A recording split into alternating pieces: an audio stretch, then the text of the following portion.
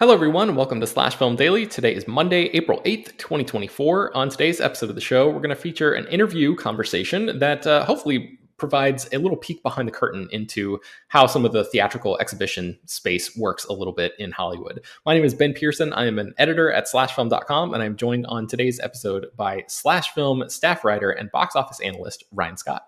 Hey, everyone. How's it going? All right, Ryan, as of today, we're actually recording this a little bit in advance just to be transparent with everybody. But as of today, as while people are listening to this, you are in transit. You're going to CinemaCon in Las Vegas. And in advance, I guess like in the lead up to CinemaCon, I thought it would be a cool opportunity for you to talk to somebody who's actually in the entertainment industry about the theatrical space and the whole exhibition scene. And you have an interview set up on this very episode to do that very thing. So tell me about that. Yeah, so we had the opportunity to speak with Jed Harmsen. He is the head of cinema and group entertainment at Dolby. And specifically for you movie lovers out there, that has to do with Dolby Cinema, which is the thing you've probably heard of. So that is a premium format screen that you can go to at a lot of theaters now. So yes, people know IMAX and whatever, but Dolby Cinema has been expanding in that space in recent years.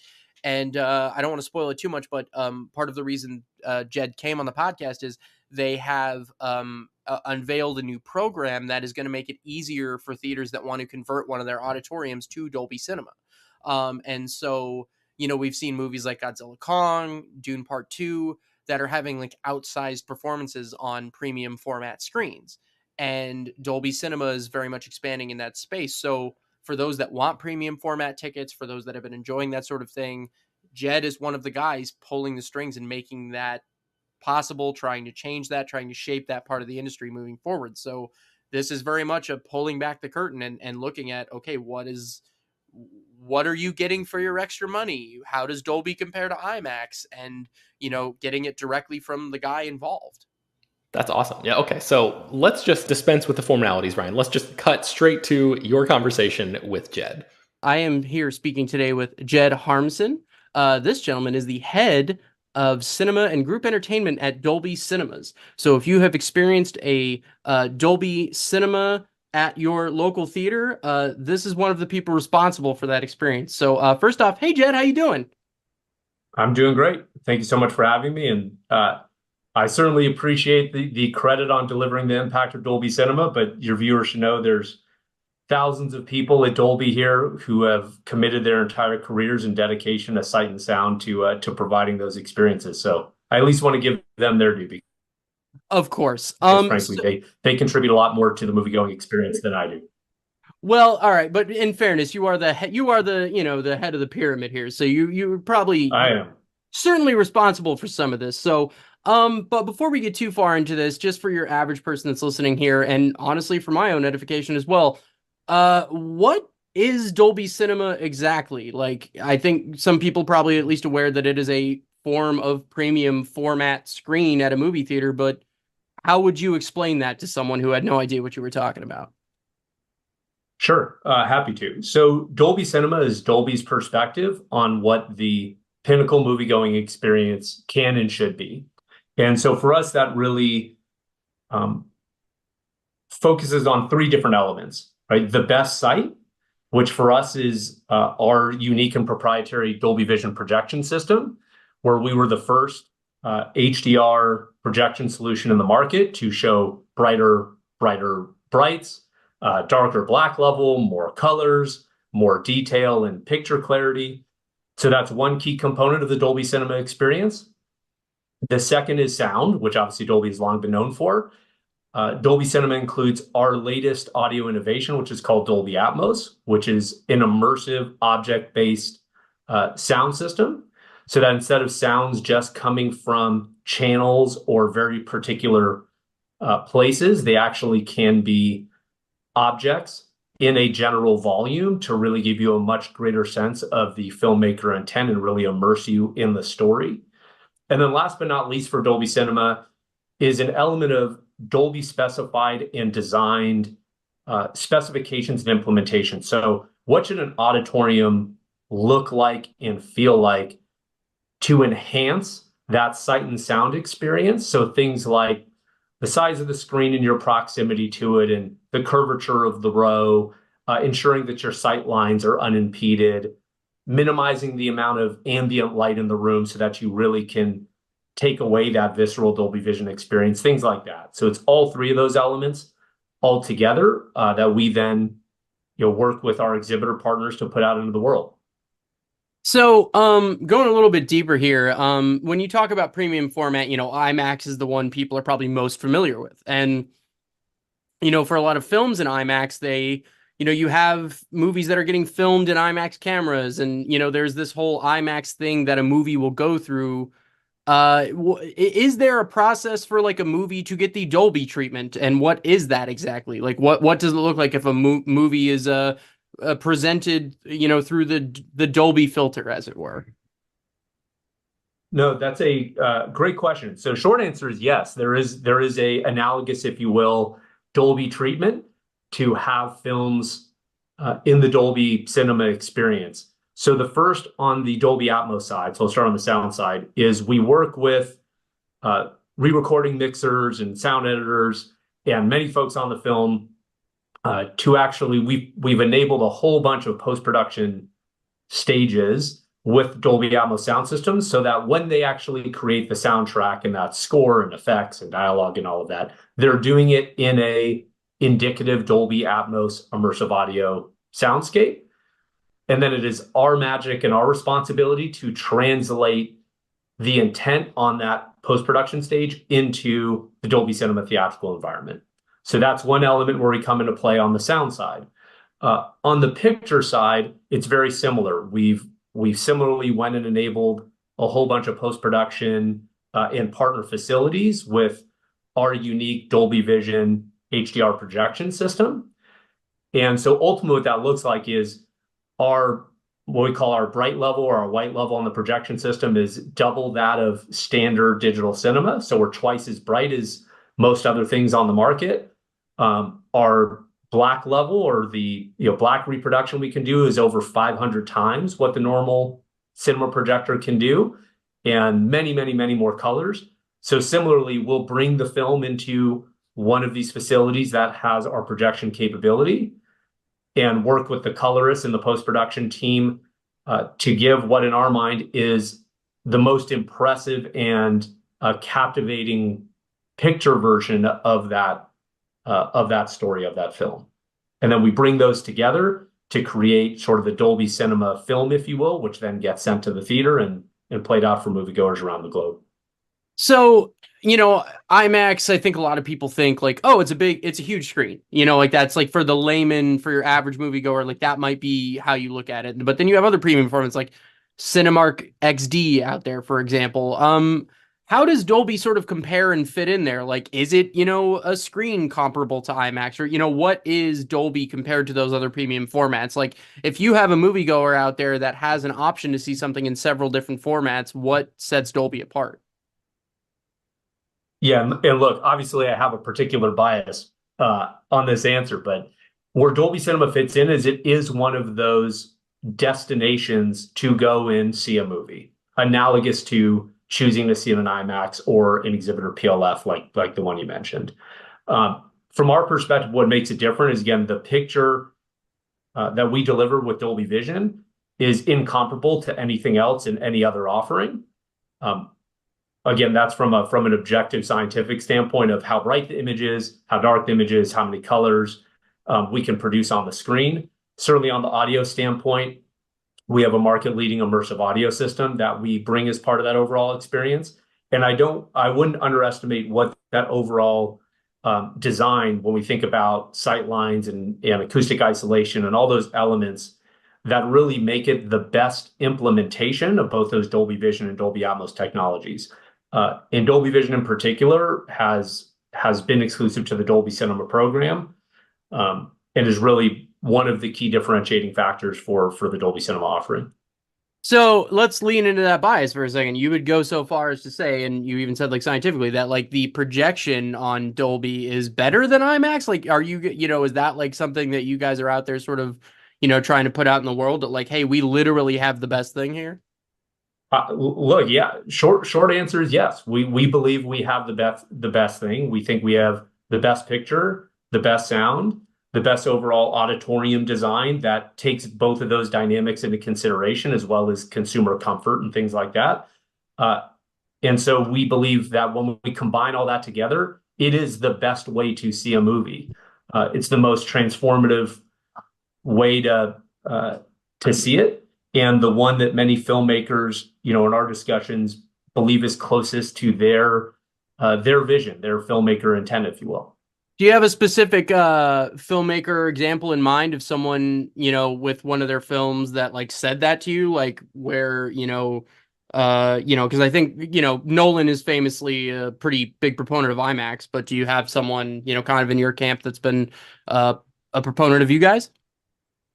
Yeah, I mean, so to be honest, we have a lot of proponents in our camp, and I don't want to pick and choose and marginalize anyone, but I'll offer one. Okay. Um, which is I do think Greta, who was an incredible advocate and really supportive of using Dolby Vision and Dolby Atmos in Barbie over the past summer, um, I think really appreciated the differentiation that our technologies had as part of that, as part of her film and the story she was trying to tell, and I think has done some really impactful testimonial work on how, when I hear her speak about it, that Dolby Vision and Dolby Atmos are sort of the most compelling ways to see that film.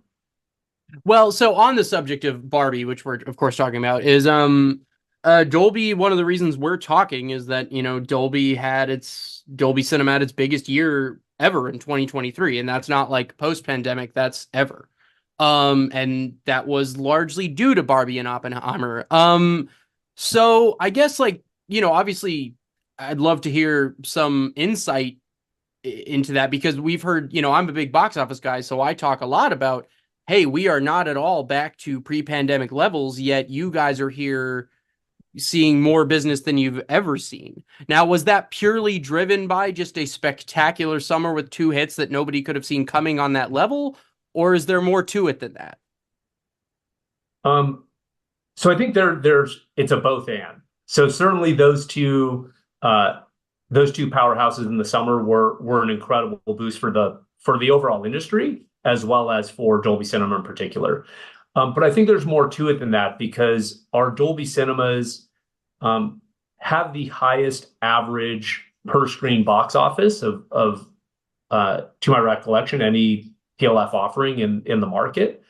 And so part of that is really about what we're seeing is a strong preference from consumers to the premium segment of the market. So to your point, yes, overall box office is looking shy of pre-pandemic levels, both in 2023 and is looking as such for 24.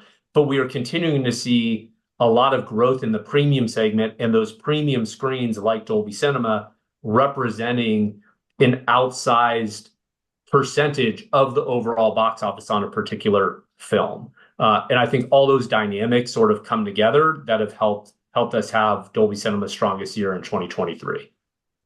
So you mentioned the per screen average was, a huge thing for box offices. Now, obviously, like IMAX, is the big one that everyone talks about, and that's, a big thing there is that you're paying more for a ticket. Now, if you're getting those bigger per screen averages, like how does like a Dolby Cinema ticket price compare to like an IMAX ticket, for example? Like what's your pricing model look like? Oh, that's a good question. You asked one that I don't have a really succinct answer to, because the honest answer is we run a global business, right? So we have Dolby Cinema partners here in the States, as well as in Korea, Japan, France, UK, so on and so forth. And so the pricing is not a one size fits all, because every territory and region is a little different. But in general, what I'd say thematically is that our model and our approach is similar to IMAX in that there is a ticket surcharge, if you will. There's a premium price for the Dolby Cinema experience. So it does cost more on average than, a traditional, standard 2D presentation, if you will, or something akin to that. Sure. So let's talk a little bit about like what might justify that premium experience. Obviously, Barbie and Oppenheimer sort of was a dual phenomenon there last year where, Nolan was able to sell Oppenheimer as a big IMAX experience. Warner Brothers did very well selling Barbie as that experience, but we're talking about summer tentpole blockbusters there. I know Across the Spider-Verse did well for you guys as well, but is there are we talking about just big blockbusters and those tentpole type things that play well in Dolby Cinema, like, or are there non-blockbuster type things that benefit from this? Like, what, where does that sort of benefit extend to? How far does that extend with Dolby? I appreciate you asking that. So the short answer is it extends from big blockbusters to art house films and everything in between. So we have over 600 films or features that have been released or committed in both Dolby Vision and Dolby Atmos since we started the program. So one of the big differentiators that we perceive at Dolby is the breadth and depth of our content pipeline. So I talked a little bit about what we've done to enable the post-production and the production community to make these features, quote unquote, in Dolby, right? In Dolby Atmos sound and in Dolby Vision picture.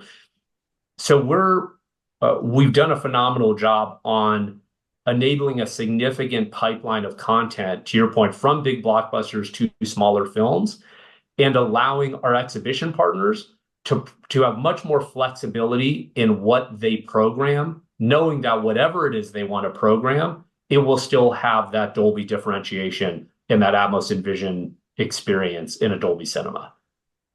So can I press you just a little bit? Do you have an example of like a film that one might not think of as like a traditional premium format film that benefited from Dolby, like in the past couple of years, something that comes to mind? Oh, sure. I mean, we can always, I'd appreciate your perspective of what you consider big block, but Quiet Place, incredible use of Dolby Atmos technology. Right? Seemingly a little ironic because the point of the film is you're not supposed to be making sound. Hopefully it's not a spoiler. It's been out for a while. But it's actually the fact that sound is so infrequent in the film, if you will, that it was leveraged Atmos in a particularly compelling and unique way. And I even still go back to one of my favorite films, which was Inside Out, where they use the Dolby Vision technology really almost is part of the story, where the saturation of the colors and the overall vibrancy on screen was different when you were inside of the main character's head with the animated characters than when you're out in the quote unquote real world. So again, that's a animated example from many years ago that was in Dolby Vision, Dolby Atmos, to something a little more recent in a totally different genre. And again, there's been a bunch all in between. Nothing like getting to watch Bing Bong die in Dolby Atmos. Anecdotally, I always tell people that is the hardest I've ever cried in a movie ever. Like nothing messed me up like that. So I can imagine, hey, that benefited. But mine was Up. Up was the opening of Up was my bawling sequence. Yeah, I think that like everyone shares that. So one of the things we're talking about very specifically today, and I want to make sure we get to this, is you guys by the time this goes up, have announced that you have this new, I guess let's call it an initiative, where theaters are going to be it's going to be easier for theaters to upgrade to Dolby. Am I understanding that correctly? And can you explain that a little bit to us, how that's going to work? Yeah, no, that is exactly right. That's what we're going to be announcing at CinemaCon coming up here shortly. So as I mentioned, to date, the only way that our exhibitor partners and consumers have been able to get the combined power, if you will, of both Dolby Vision and Dolby Atmos is through this complete Dolby Cinema package. Excuse me. And as I mentioned, one of the components of that package is the whole auditorium design and all of that. Well, we sort of took a step back and said, well, look, there is a reality to our market in the sense of we've all, we have the pandemic, and there's other things in the industry that have inhibited box office for the past handful of years. And some of our exhibitor partners, many of them have all come to us and said, look, we love Dolby Vision. We love Dolby Atmos. One of our challenges is we have a whole bunch of these PLF rooms, right? Their own exhibitor branded PLF rooms that we've invested significantly in. And it's really hard for us to go undo that work and then spend what can be millions of dollars in redoing that room another time. So is there a way that you can provide a pathway to that combined Dolby Vision, Dolby Atmos experience without having to recreate the environment? And that's the program that we're going to be announcing and bringing to market. So I guess my question is, like, I know IMAX has pretty rigorous standards for anyone that has like an IMAX theater. They have auditors that will make sure everything is up to standard. And, a big complaint from moviegoers that I hear frequently, people that don't go to the movies often anymore, is they'll go to their local AMC and the projection sucks and this and that. So are you going to be able to maintain the quality that you have currently associated with like Dolby with this new program, even if it's going to be like sort of an easier barrier to entry, I guess? Yeah, that certainly is our intent and our plan, right? So we do have, and a lot of this is taking the learnings from having now deployed hundreds of these Dolby cinemas around the globe. Is the plan is not just, hey, go ahead and give us a call, and if you want a projector and a sound system, sign the check and off you go. It's much more meant to be in collaboration with our exhibition partners. So we'll look at the rooms together, understand the architecture, understand the fit and finish, and how they may impact, like I mentioned, ambient light or acoustic isolation. Because ultimately, we still want, our goal in this program is to still deliver a really high quality visual and audio experience that isn't dilutive either to the Dolby brand, to our exhibitor partner brands, or to the filmmakers and the teams that have created these features. So that certainly is the ethos, if you will, of what we're bringing to market, and we currently think we have a good way to do that. Can I steal about 5 more minutes of your time? I don't want to take too much of it. Of course. Yeah, yeah. Okay, great. Okay. One of the bigger things is we've seen a lot of talk about, Dune did a ton of his business because of premium format. So what we're seeing is there are fewer moviegoers now. Something like 20% of moviegoers that used to go to theaters before the pandemic have not yet returned. But the people that are going are willing to spend more money, be it popcorn buckets, premium tickets, whatever. Do you think that's the future? Is it just about maximizing what you can pull from the moviegoers that go? Like, as in more money per customer will make up the difference? Do you see that as the future? Oh, man. So I appreciate that. I know the data indicates that currently. And so now I'm taking maybe less of a Dolby specific sort of point of view and more of, I've been in this industry my entire career. I love it dearly. I think the answer, honestly, is somewhat both and. I think we have a responsibility to grow our viewership, right? The people that are coming into these auditoriums and experiencing films across all the demographic categories, if you will. And I think part of that is ensuring that we have a robust slate of content theatrically for them to go engage in that are stories that that resonate with them. And I think, the Oppenheimer Barbie weekend is a great example of, if we do that as an industry and we do it right, kind of all tides rise. They're both great films, very different, and resonated with a really broad set of audiences for a whole bunch of different reasons. And so I think the more diversity we have in the stories theatrically, the more we will kind of recapture and then grow that overall viewership.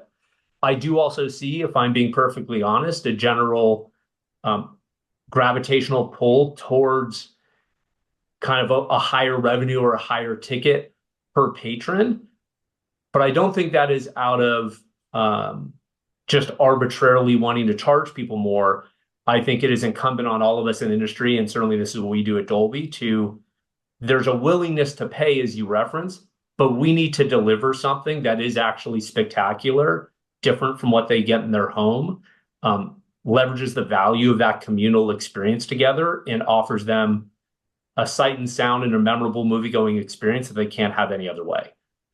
So sorry if that was a little soapboxy, but No, I appreciate the soapbox. I'm a guy who values the theatrical experience dearly. So for me, it is an important thing. And I guess one of the last questions I have is that, okay, so you're gonna, make it easier for people to perhaps get a Dolby Cinema in their theater.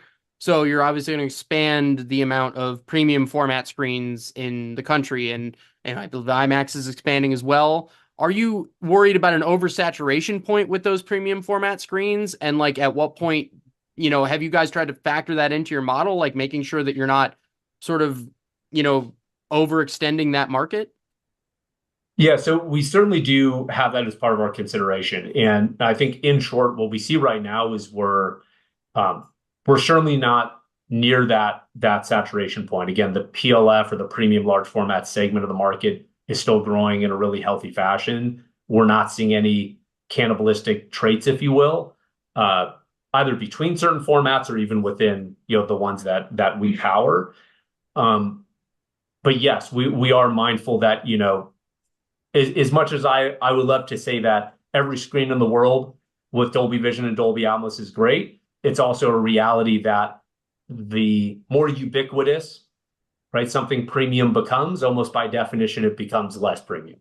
And so, I think there's a balance on how that plays out in the market. But at the moment, what we're seeing is that there's still a lot of room to grow in that premium differentiated segment, which we'll have with Dolby Cinema, and then with our new offering where it's the Dolby Vision and Dolby Atmos technologies for exhibitor branded PLF rooms. So one last thing before I let you go. And again, I want to thank you so much for your time. I know you being the head of a company makes you busy, so I do appreciate it. But what would you say broadly is the biggest challenge? Like, because you have a lot of, vantage from your view here. What is the biggest challenge facing the theatrical industry right now moving forward? And what are you at Dolby doing to try and solve that problem? Ooh, that's a very contemplative question. Well, so first, let me also clarify. I don't run Dolby. Kevin Yeaman is our CEO who runs Dolby. He is a huge advocate and supporter. I also just want to make sure that he gets his kudos on this. Sure, sure. So I just think the biggest challenge facing us is what we talked about just on my last soapbox rambling, which is about um, this notion of reclaiming viewership. Uh, because if we're not able to tell compelling stories and deliver them in a way that is really differentiated and unique and harnesses what I believe to be sort of our innate desire to have communal experiences, I think that to me is the biggest risk to the industry in the most existential sense. All of the you know all of the details of, well, what if a ticket price does exactly this sense versus pricing elasticity and all those elements. Yeah, those are all tactical things. Um, but to me, those are all secondary to it's incumbent on us as an industry to tell compelling stories and show them in compelling ways that people can't get in any other avenue. So then that to the second part of your question, that's why we invest so much as a company in advancing the science of sight and sound uh, to make storytelling as captivating, immersive, breathtaking picture description in Dolby as it can be. And that's what we have thousands of people of the company dedicated to, from PhD scientists to our legal team and finance partners and sales and everyone else. The one commonality is everyone there is in lockstep in the goal and pursuit of improving sight and sound, because those are the senses through which we primarily take in these stories, and we want to make sure that we're letting moviegoers do it in the best way possible, and in particular in theatrical environments. Ryan, if you had to pick one thing, what was maybe your biggest takeaway from that conversation?